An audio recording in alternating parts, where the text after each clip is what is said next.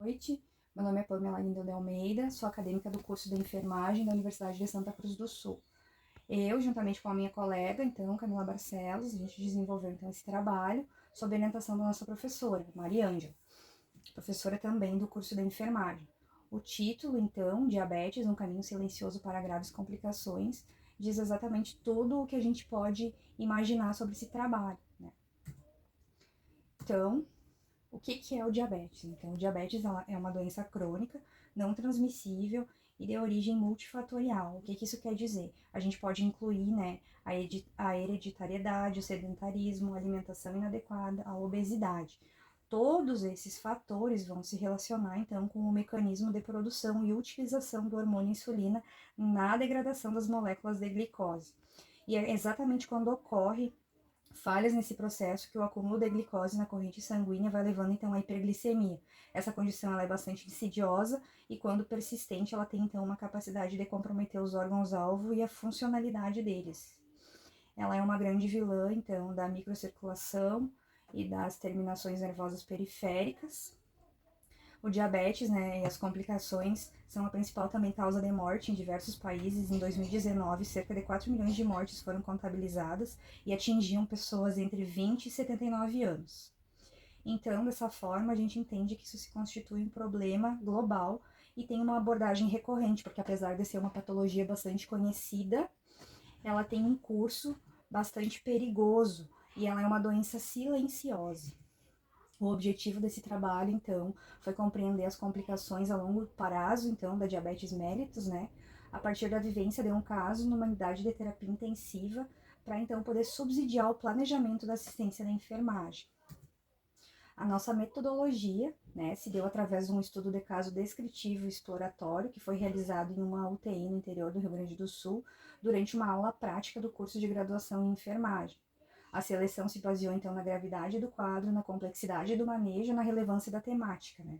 Os dados foram, então, obtidos por meio da avaliação do paciente e pela busca, então, do referencial teórico sobre as complicações que se associam ao diabetes, né?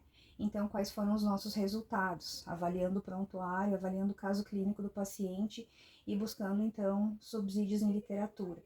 Esse paciente, então, ele internou, ele era um paciente do sexo masculino, 58 anos, ele internou, então, por uma insuficiência respiratória, com agudo edema de pulmão, né? Depois disso, ele acabou, o que levou causando, então, um choque séptico de origem pulmonar. Ele tinha diabetes mellitus, dislipidemia, hipertensão arterial. Ele tinha também insuficiência cardíaca, doença obstrutiva periférica e também ele era um paciente dialítico com nefropatia diabética. Bom, então os achados clínicos, né, eles são indicativos de um manejo inadequado dessa comorbidade. A gente pode observar, porque o paciente ele acabou desenvolvendo, então, nefropatia diabética, né, que ela também, ela se desenvolve justamente por essa lógica, né, a hiperglicemia constante, ela lesa, então, os néfrons e leva, então, uma posterior doença renal crônica, que é uma doença, né, uma condição comum ao paciente. O quadro, ele inicialmente se desencadeia pelo diabetes e vai se agravando, então, pela coexistência da hipertensão. Ele também possui, então, uma doença arterial obstrutiva periférica, que é outra condição que se associa diretamente com o diabetes, né? E essa condição favorece o acúmulo de ateromas, então, no lúmen, o que vai obstruindo, então, a circulação e acaba evoluindo, então, para isquemias e as conhecidas, então, amputações, né? Quando a gente avalia o caso clínico dele, a gente também pode intuir que o paciente em questão pode ter desenvolvido, então, essa insuficiência cardíaca justamente por todo esse contexto, porque a resistência insulínica e a hiperglicemia vão levando, então, a alterações no miocárdio e se caracteriza, então, por uma hipertrofia, uma fibrose e uma disfunção diastólica, né? O que acontece?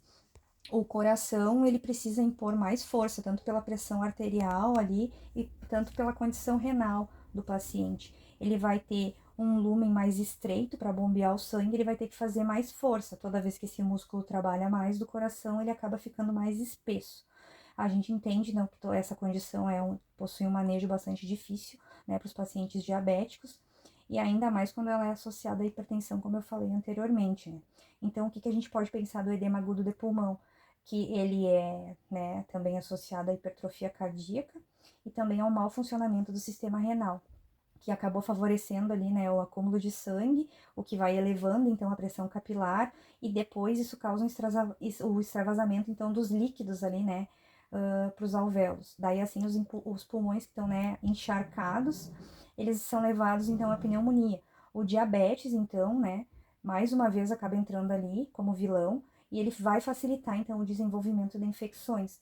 Essas condições, então, né, juntas, consoantes, elas acabam, então, agravando o quadro pulmonar, que acaba respondendo e tendo uma resposta inflamatória bastante exacerbada, quando associada, então, ao diabetes, né? Bom, então, a gente pode perceber que o desfecho, então, ele possui inúmeras relações, né? E a gente conclui, então, que o diabetes mal controlado, ele desencadeia, então, uma cascata de comorbidades que tornam o manejo, né, do paciente bastante desafiador, né? A gente, então, recomenda uma assistência multidisciplinar intensiva, um controle rigoroso do diabetes, da infecção, do suporte renal e cardíaco, né? Ele vai precisar de ajuste sempre nas medicações, desse monitoramento contínuo também dos sinais vitais.